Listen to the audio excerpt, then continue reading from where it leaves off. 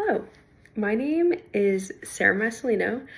I am applying for the NC Teaching Fellows Scholarship. I live in Indian Trail, North Carolina. I go to UNC Charlotte. I am majoring in elementary education. Some of my hobbies are stereotypical retired women hobbies. I love to crochet. I love to do puzzles. I love to go on walks. And once I learned that exercise releases endorphins, it encouraged me to be outside more. I also love watching new movies. And on my phone, I have started rating every new movie I've watched.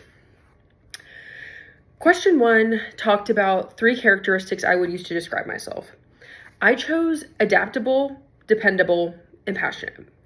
I'm adaptable because I'm able to handle change at the drop of a hat, which makes my capacity to be flexible extended compared to others. And instead of losing energy when something goes awry, I am able to switch my focus to make the situation a positive one. I'm passionate because I'm invested in my work, which increases my engagement, excitement, and achievement for my students and for myself in my work. I'm dependable because I'm trustworthy with important information. I'm consistent with meeting deadlines, and I constantly produce excellence through my work, which I think will be shown through my students' work as well. For determination, I talked about overcoming adversity. For 13 years of my life, I was mentally, emotionally, and physically abused by my stepdad. I was screamed at in public for things I didn't do. I was forced to do horrific, indescribable acts in my home behind closed doors. When I fell into a deep depression, I was diagnosed with panic level anxiety and agoraphobia. It was not until I reached out, started therapy, and met new friends that I realized my life would not be like this forever. The more I opened up to people, the more I realized that people in my outside circle want the best for me.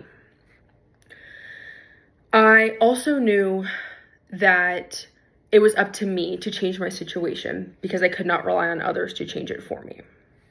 So I realized that once I found my group of people, I was able to adapt and realize that other people are positive in my life. For question 3, it talked about communication. A teacher should be able to demonstrate their knowledge of different cultures and backgrounds by incorporating inclusive curriculum and activities that represent different students' identities to show students that have different identities that they are accepted and welcomed and encouraged to share with their friends what makes them different. I thought about doing this in my classroom by having different country flags and different countries' food and different countries' decorations to show that when a student comes in and says, "Oh my gosh, I have this in my house," it makes me know that they feel accepted and they feel connected in my classroom to their homeland. I can also use inclusive language that is respectful to students and that affirms what they believe. On the other hand, I also know that not every student celebrates what I might celebrate and vice versa. So I think it's important for me to learn about the different holidays and the different activities that my students experience so I am able to participate if I'm able. Question 4 talked about responsibility and what it means to be a professional. For me, to be a professional, it means to be committed to each of my students' education. I want to provide equity for my students, and I want my students to know that they all do have different needs and different levels of commitment and different struggles. And it is up to me to provide different resources for them so they can all achieve the same thing, even though I'm giving different levels of support to them. I want my students to feel comfortable in sharing what they like and what they don't like, maybe about activities or about decorations in my classroom, little things like that. To be professional is also to establish clear expectations with my students. While I want them to respect me and respect each other, I expect them to know that while I listen to them, they also need to be listening to me, because at the end of the day, I am in charge of them. I will maintain integrity, equality, and respect for all of them, and I expect to have that back to me. To be professional is also to work collaboratively with my colleagues and look to them for guidance and reassurance and ask them questions, because they were once in my position at some point in time and were just as nervous as I was. I also want to work with families to know that I want their children to succeed, and I want to be on a schedule with them that helps them to succeed.